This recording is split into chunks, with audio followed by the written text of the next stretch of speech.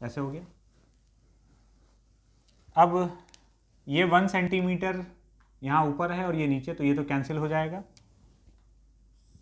ये अपना final shape आ गया।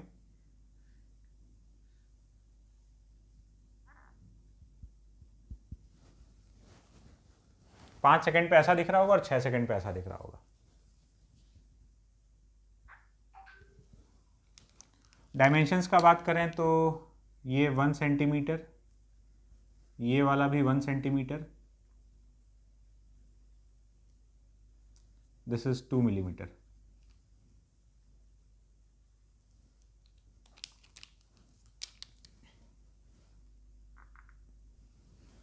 तो इस तरीके से हम लोग ड्रॉ कर सकते हैं। केस नंबर 4 वाला भी एक एग्जांपल देखते हैं।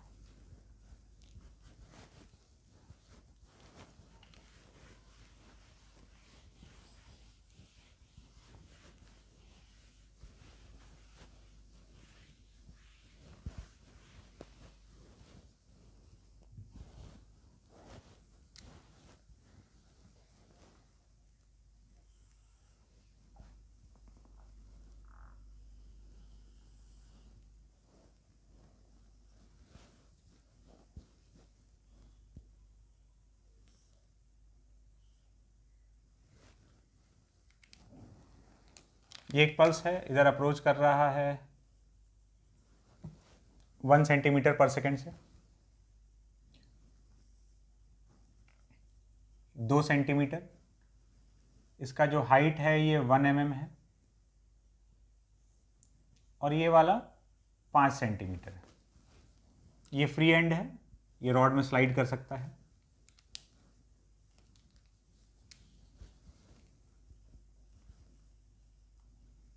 Draw the shape of string after 6 seconds.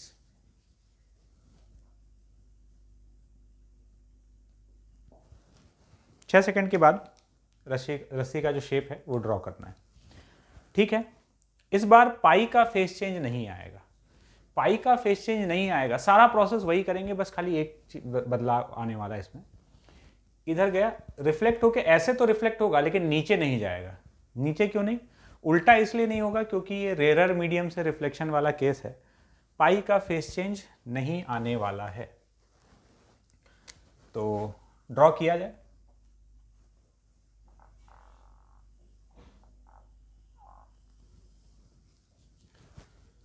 छः सेकंड के बाद ये 6 सेंटीमीटर आगे जा चुका होगा, तो पहले तो जहां होना चाहिए वहां पहुंचा देते हैं।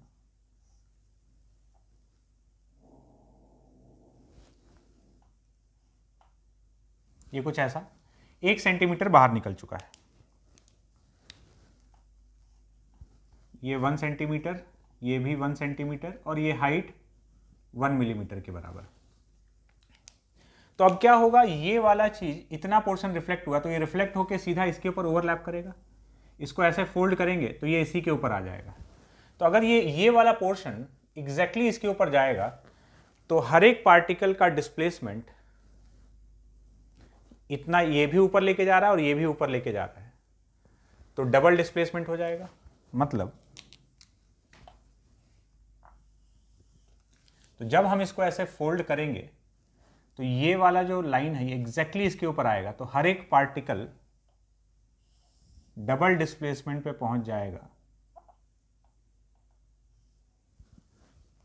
तो ये कुछ ऐसा बन गया। ये अपना फाइनल शेप है। ये 1 सेंटीमीटर, लेकिन ये हाइट कितना हो गया? This is 2 millimetre. ये कब हम लोग ड्रॉ किए हैं? ये हम लोग ड्रॉ किए हैं t = 6 सेकेंड्स पर।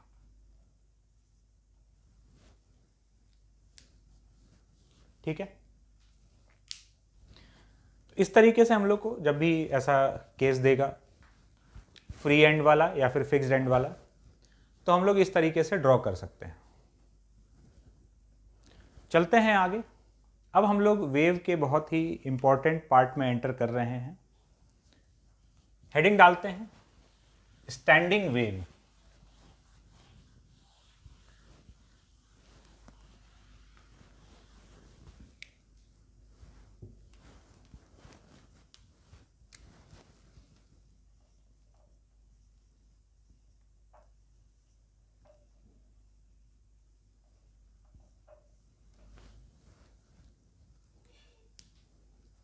वेव का वो पोर्शन जिससे कि काफ़ी सवाल पूछा जाता है। स्टैंडिंग वेव, अभी तक हम लोग वेव का बात कर रहे थे जिसको हम लोग ट्रैवलिंग वेव बोलते थे। वेव हमेशा ट्रैवलिंग ही होता है। क्या ट्रैवल कर रहा होता है? Energy disturbance. अब जिसके बारे में हम लोग जानने वाले हैं, जिसका नाम स्टैंडिंग वेव है, टेक्निकली ये वेव है ही नहीं। इसके नाम में वेव आ रहा है ना, बोलने वालों ने बोल दिया, बट एक्चुअली में ये चीज वेव नहीं है, क्योंकि इसमें स्टैंडिंग वर्ड का मतलब आगे चल के समझ में आएगा खैर क्या है। बट स्टैंडिंग वर्ड का मतलब यहां पर ये है कि यहां पर वो चीज ट्रैवल नहीं कर रहा है जो पहले कर रहा था। क्या? एनर्जी। ये जो भी चीज बनने वाला है इसमें एनर्जी ट्रैवल ही नहीं कर रहा है, और जब एनर्जी ट्रैवल ही नहीं कर रहा है तो ये वेव है ही नहीं। बट आयरनी ये है कि ये जो भी चीज है ये दो वेव के मिलने से बनता है। तो दो वेव के मिलने से एक ऐसा चीज बना जो वेव ही नहीं है, जिसका नाम, लेकिन हम लोग नाम क्या दिए हैं? Standing wave. तो नाम भले ही है स्टैंडिंग वेव, बट ये वेव नहीं है। ठीक है, शुरुआत ही अजीब है। और ये बन कैसे रहा है? ये बन रहा है दो वेव के मिलने से। तो ज़्यादा सस्पेंस क्रिएट नहीं करते हैं, हम लोग देखते हैं इसको। हम लोग दो वेव का इक्वेशन कंसिडर करते हैं। एक वेव है y1 is equals to a sine omega t minus k x, ये पॉजिटिव डायरेक्शन में जा रहा है। और एक वेव हम लोग कंसिडर किए, same amplitude same frequency, opposite direction में आ रहा है, a sine omega t plus k x. एक ही मीडियम में ये दो वेव ट्रैवल कर रहा है, एक इधर जा रहा है, एक इधर आ रहा है, सेम एम्पलीट्यूड सेम फ्रीक्वेंसी। इन दोनों का सुपरपोजिशन होगा, दोनों एक ही मीडियम में मिला। तो नेट डिस्प्लेसमेंट हम लोग क्या लिखेंगे? y is equals to y1 plus y2। कर देते हैं y1 प्लस y2, तो ये हो जाएगा a sine omega t minus k x plus sine omega t plus k x. Sine C plus sine D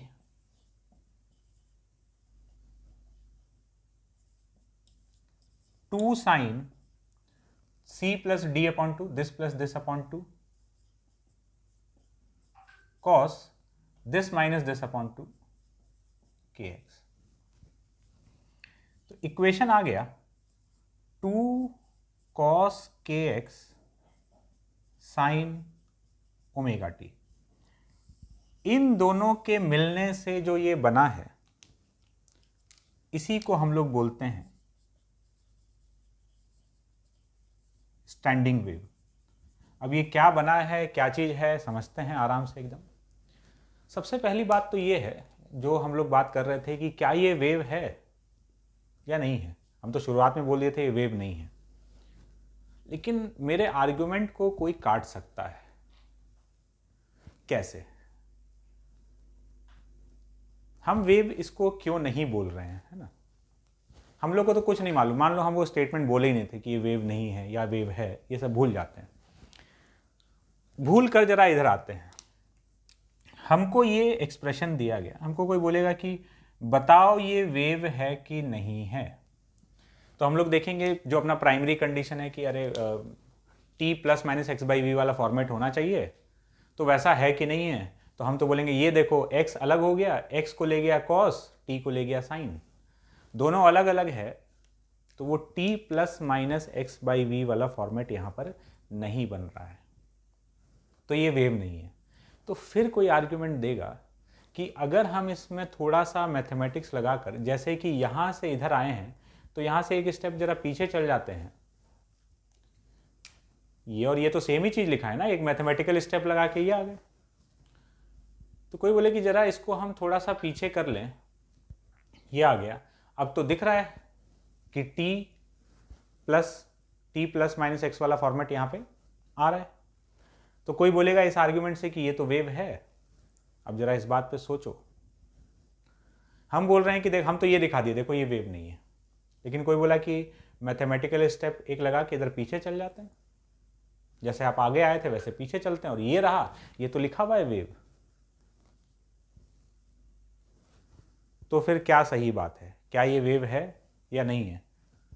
कोई तो हमको ये दिखा देगा, t plus minus x by v वाला फॉर्मेट। तो आई होप तुम सोच लिए होगे, नहीं सोचे हो तो एक बार पॉज करके सोच सकते हो। जवाब सुनो, ये वेव नहीं है। क्यों नहीं है? यहां से देख लो, यहां से भी नहीं है, यहां से देख लो, यहां से भी नहीं है। यहां से तो दिख रहा है टी और एक्स अलग अलग है, यहां से इसलिए नहीं है ना क्योंकि t प्लस एक्स आए या फिर t माइनस एक्स आए, दोनों आने से नहीं चलेगा। फिर तो वेव कौन से डायरेक्शन में, अगर ये एक वेव है तो ये कौन से डायरेक्शन में जा रहा है? प्लस में जा रहा है कि माइनस में? हाँ, अगर यहां पर भी t प्लस एक्स होता, ये प्लस हो जाता या फिर ये माइनस हो जाता, दोनों यहां पर सेम साइन हो जाता, तो ये किसी एक फॉर्मेट में आ गया, आइदर t प्लस एक्स वाले में या फिर t माइनस एक्स वाले में, तब ये वेव है। अभी ये वेव नहीं है, चाहे यहां से देख लो चाहे यहां से देख लो। तो एक बात तो साबित हो गया कि ये वेव नहीं है, लेकिन बना किससे है? दो वेव के मिलने से। अब जरा इसका पोस्टमार्टम किया जाए कि ये है क्या। ये इक्वेशन, कुछ तो इक्वेशन बना है ना, ये दे क्या रहा है? वेव का इक्वेशन हमको क्या देता था? तो वेव के इक्वेशन में, एक वेव का इक्वेशन ये बताता था कि मीडियम का, साइनसॉइडल वेव का बात कर रहे हैं, मीडियम का हर पार्टिकल एसएचएम कर रहा है, ठीक है, सबका एम्पलीट्यूड सेम, सबका टाइम पीरियड या फ्रीक्वेंसी सेम, अलग क्या है? फेज। कोई मीन पर है, कोई एक्सट्रीम पर है, फेज अलग अलग है, एम्पलीट्यूड सेम है, फ्रीक्वेंसी सेम है। ये किसी वेव का इक्वेशन हमको बताता था। अब देखते हैं कि ये जो आया है ना, ये क्या बता रहा है? स्टैंडिंग वेव का इक्वेशन। अगर हम इस वेव के इक्वेशन में x का अलग अलग वैल्यू रखेंगे तो हमको अलग अलग पोजीशन वाले एसएचएम का इक्वेशन मिलेगा। ये भी कुछ एसएचएम का इक्वेशन ही देने वाला है, लेकिन थोड़ा डिफरेंट वे में। इसको अगर हम लिखें तो ये लिखा हुआ है y इज इक्वल्स टू, यहां पर a गायब हो गया है, 2a। तो ये हो जाएगा 2a cos kx, k होता है 2 पाई बाई लैम्डा, तो 2 pi by lambda into x sine omega T, ठीक है। अब हम इसमें x का डिफरेंट वैल्यूज पुट करते हैं और देखते हैं कि क्या दे रहा है ये, और फिर उसको हम लोग कंक्लूड करेंगे और आश्चर्यचकित हो जाएंगे। x इक्वल टू 0 इसमें पुट कर दिए, x इक्वल टू 0 पुट करते ही ये हो गया cos 0 1, तो y is equals to 2a sine omega t. x equal to 0 put किए तो ये तो एक एसएचएम का इक्वेशन बन गया, ऐसा एसएचएम जिसका एम्पलीट्यूड 2a है। बहुत अच्छी बात है। x equal to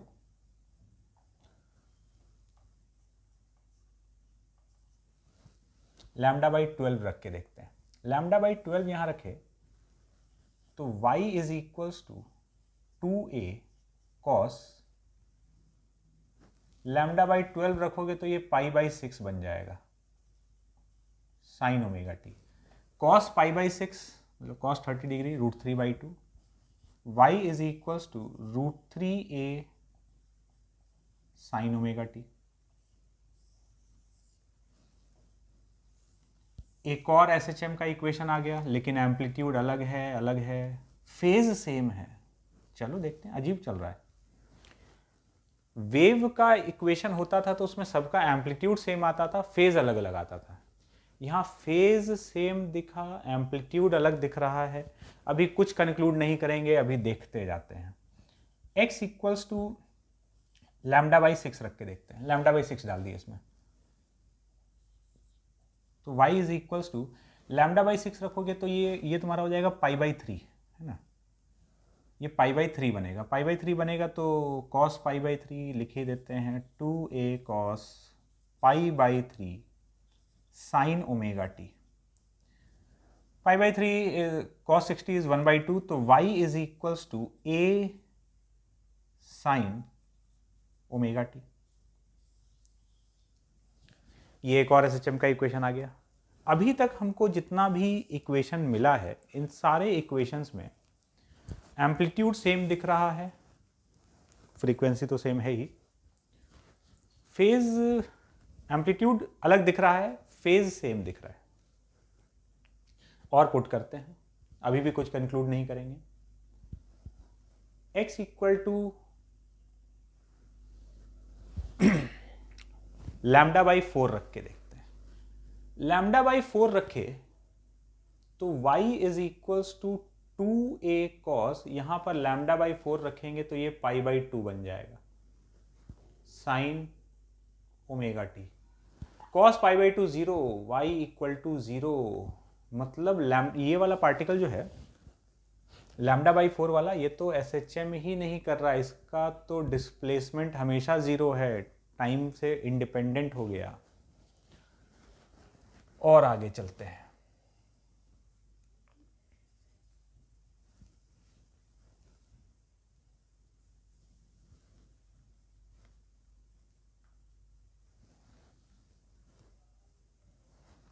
x equals to λ/3 रख के देखते हैं। आगे चलते जा रहे हैं, पहले 0 पे, फिर λ/12, λ/6, λ/4 पे आए, λ/3 वाले पॉइंट को देखते हैं। तो y इज इक्वल्स टू λ/3 रखोगे ना तो ये 2π/3 बनेगा, 2a cos 2π/3 sine omega t. cos 2π/3 is -½ -½ मतलब -a sine omega t. Minus बाहर अच्छा नहीं लगता, अंदर ले जाते हैं।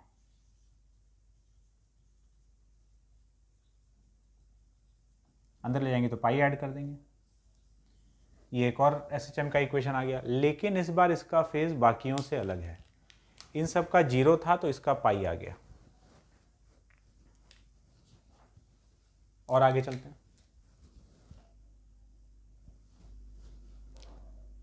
x का कोई और वैल्यू रख के देखा जाए, λ/2 रख के देखते हैं। λ/2 इसमें रखे तो y इज इक्वल टू λ/2 रखते ही ये 2a cos पाई बन जाएगा, pi sine omega t. cos pi is -1, तो ये हो गया -2a sine omega t. Minus अंदर ले जाओ तो 2a sine omega t plus pi. इसका एम्पलीट्यूड 2a, लेकिन इसका इनिशियल फेज पाई है, उधर वालों का 0 था, इसका पाई है, इसका पाई है, ठीक है। x इक्वल टू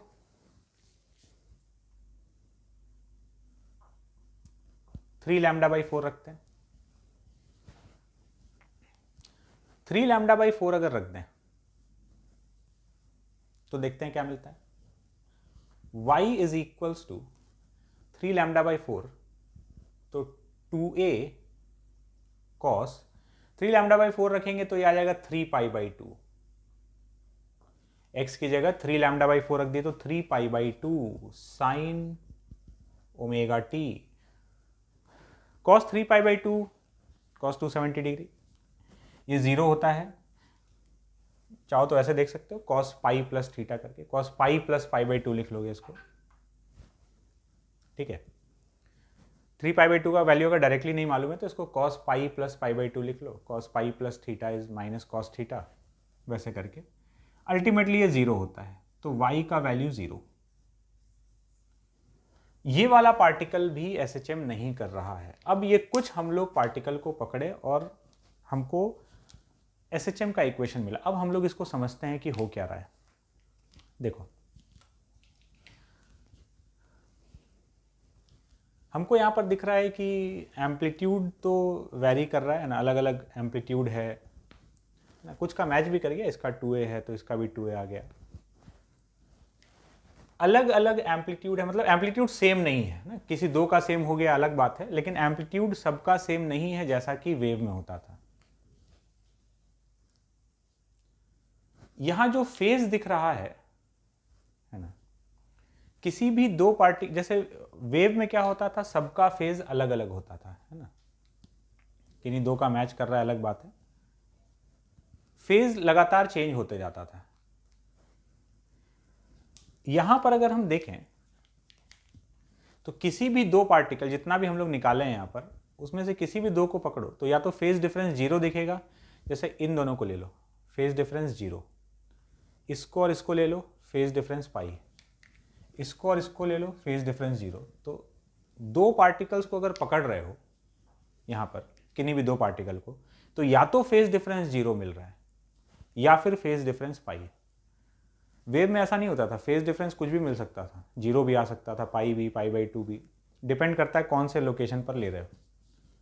ये जो एक्सप्रेशन बन रहा है यहां पर, फेज डिफरेंस कोई भी और भी अगर हम लोग बहुत सारा अभी निकालेंगे ना, जितना पार्टिकल का एसएचएम का इक्वेशन निकालना है निकाल लो, इससे तुम देखोगे कि तुमको दो ही टाइप का फेज डिफरेंस दिख रहा है, या तो दो पार्टिकल के बीच फेज डिफरेंस जीरो है या फिर फेज डिफरेंस पाई है।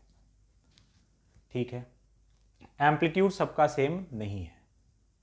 और सबसे इंपॉर्टेंट बात कि कुछ पार्टिकल्स ऐसा है, ये और भी है आगे, अभी तो हम इन दो को पकड़े हैं, जिसका एम्पलीट्यूड जीरो है, मतलब ये लोग एसएचएम ही नहीं कर रहा है, रस्सी का वो पॉइंट फिक्स्ड है। ऐसा समझो कि रस्सी में बहुत सारा पॉइंट एसएचएम कर रहा है और कुछ कुछ लोकेशन पर ऐसा पॉइंट है जो फिक्स है, इसके इधर वाला एसएचएम कर रहा है, इसके उधर वाला कर रहा है, लेकिन ये एकदम फिक्स है, ये एसएचएम ही नहीं कर रहा है। तो ये कुछ अजीब सी घटना घट रही है रस्सी में। तो एक बात तो समझ में आ गया कि वेव जैसा तो कुछ ये शो कर ही नहीं रहा है ना। वेव में सबका एम्पलीट्यूड सेम होता था, फेज लगातार वेरी करते जाता था, यहां तो उल्टा चक्कर दिख रहा है। अब यहां पर हुआ क्या है समझो, यहां पर बड़ा मस्त सा चीज हुआ है और वो है सुपर पोजिशन ऑफ एसएचएम। अब ध्यान से सुनना जो हम बोल रहे हैं, ये एक वेव है और ये एक वेव है। हुआ क्या, दो वेव एक ही मीडियम में एक साथ प्रेजेंट है,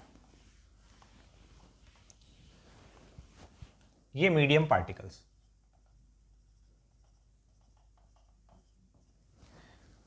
ये वाला वेव मीडियम के हर पार्टिकल को एसएचएम कराना चाहता है,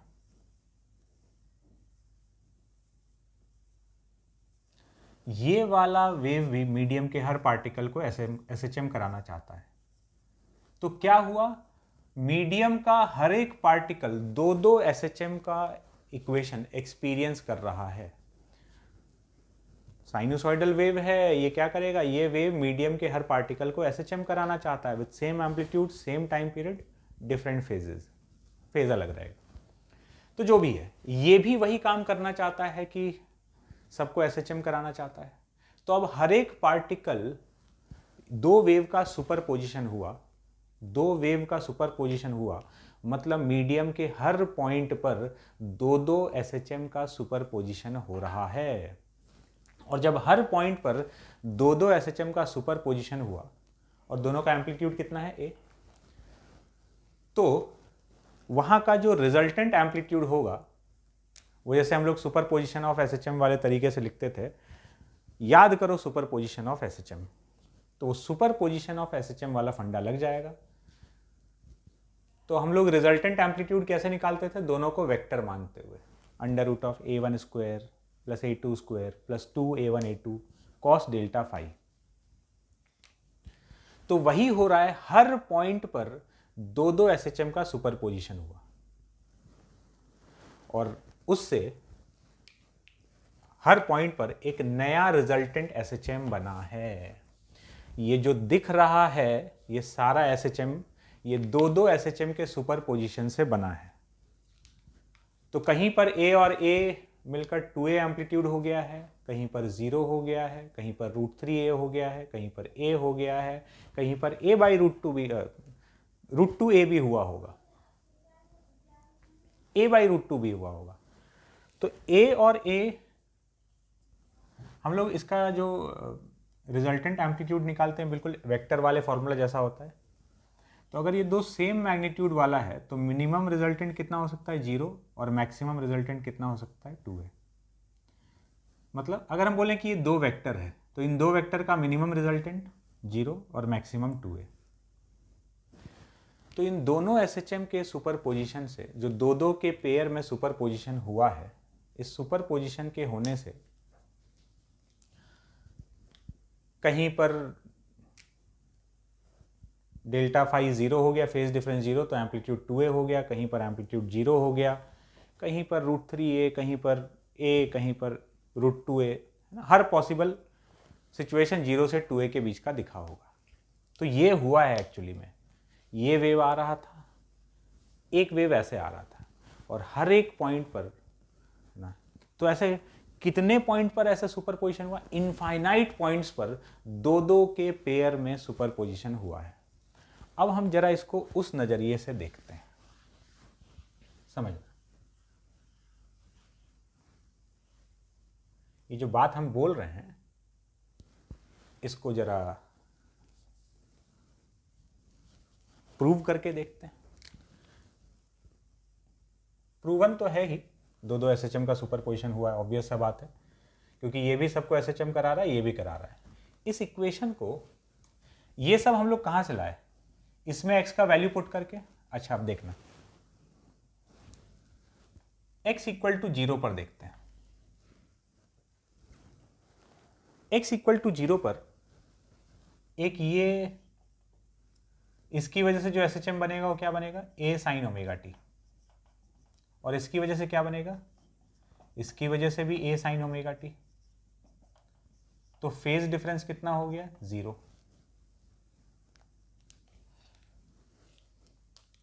तो फेजर डायग्राम बनाएं।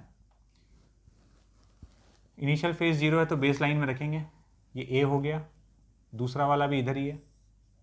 इन दोनों का रिजल्टेंट लेना है, तो रिजल्टेंट एम्पलीट्यूड कितना हो जाएगा? रिजल्टेंट एम्पलीट्यूड 2a के बराबर। तो इन दोनों SHM के सुपरपोजिशन से इक्वेशन क्या बनेगा? 2a sin ओमेगा t, और इन दोनों का रिजल्टेंट भी इसी डायरेक्शन में आ रहा होगा। इनिशियल फेज जिसका 0 होगा उसको ऐसे इधर रखेंगे, पॉजिटिव है तो ऊपर, नेगेटिव है तो नीचे। देखो x इक्वल टू 0 पर इन दोनों की वजह से जो SHM का इक्वेशन है उसके सुपरपोजिशन से ये बन गया। ठीक है, ये वाला कैसे आया होगा? x इक्वल टू λ/12 पर दो SHM का सुपरपोजिशन हुआ है। एक पहला वाला इक्वेशन दे रहा है, एक दूसरा वाला इक्वेशन, उसको भी देखते हैं जरा।